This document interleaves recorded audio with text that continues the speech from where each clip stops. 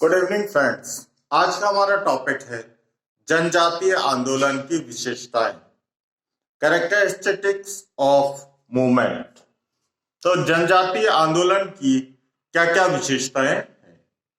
सबसे पहली विशेषता है सामाजिक परिवर्तन का एक रूप। आंदोलन जो होता है वो सामाजिक परिवर्तन का ही एक रूप होता है। सामाजिक परिवर्तन, जब सामाजिक संरचना में या ढांचे में परिवर्तन आता है तो उसे सामाजिक परिवर्तन कहते हैं। उसी प्रकार से आंदोलन किसी व्यक्ति विशेष द्वारा नहीं बल्कि बहुत से लोगों द्वारा मिलकर एक किया हुआ प्रयास है जो परिवर्तन लाने का प्रयास करता है। इसलिए हम कह सकते हैं कि आंदोलन सामाजिक परिवर्तन का एक रूप होता है।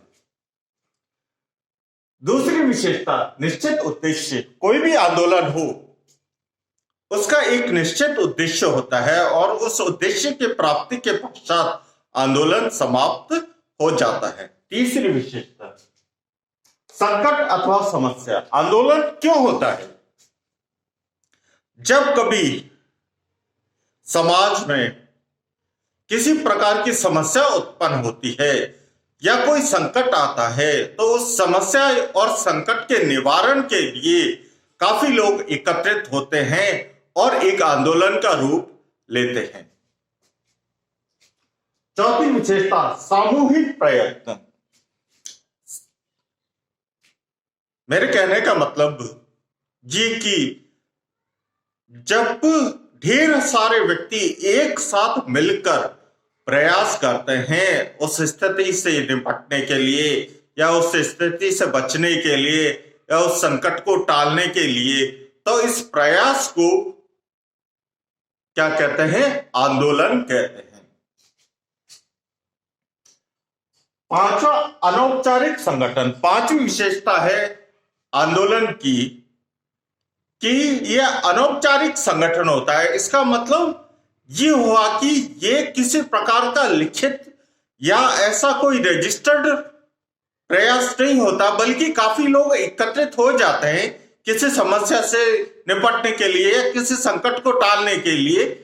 तो ये एक अनौपचारिक मतलब जरूरी या एसेंशियल हो जाता है उस स्थिति से निपटने के लिए और वो एक आंदोलन का रूप ले लेता है।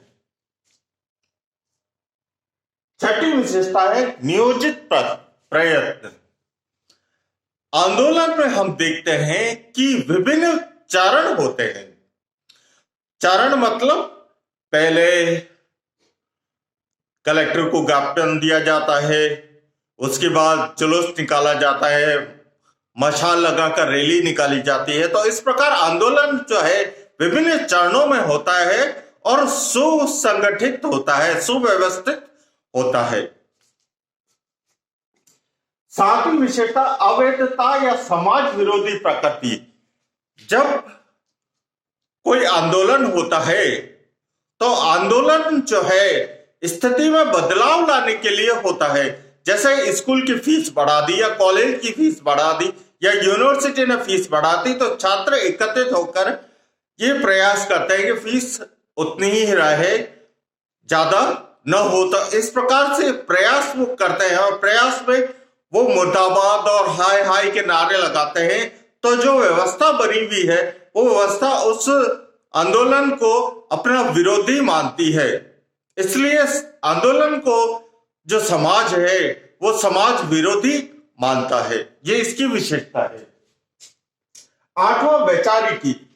आठवीं विशेषता है वैचारिकी आंदोलन की।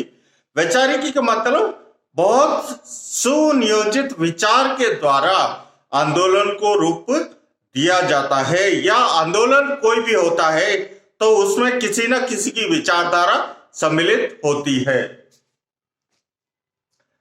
नवीं विशेषता सुधारात्मक प्रवृत्ति। जो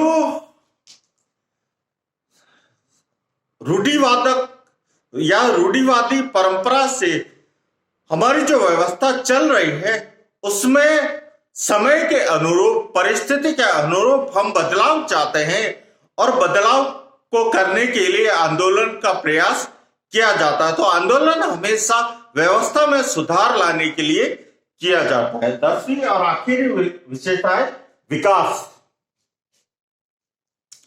तो जैसे जब अंग्रेजों का शासन भारत पर था तो भारत की अर्थव्यवस्था जो है वो बहुत डावाडोल थी, या यूं कहे कि भारतीयों का जीवन जो है बहुत ही बेकार था। वो न तो राजनीति में हिस्सा ले सकते थे, न उनका शासन था, न उनके पास आय थी। तो अपने विकास के लिए, अपने राष्ट्र के विकास के लिए उन्होंने अंग्रेजों से लोहा लिया। तो आंदोलन जो होता है उसमें एक विशेषता और होती है, वो होती है विकास। जब तक विकास शामिल नहीं होता तब तक आंदोलन किसी भी प्रकार से प्रगति नहीं कर सकता। तो ये थी आंदोलन की कुछ विशेषताएं। और अगर आपको वीडियो अच्छा लगे तो वीडियो को लाइक कीजिए, चैनल को सब्सक्राइब कीजिए और जितना ज्यादा हो सके इसे शेयर कीजिए, ताकि लोगों को ये मालूम पड़ सके कि आंदोलन वास्तव में होता क्या है। Thanks for watching.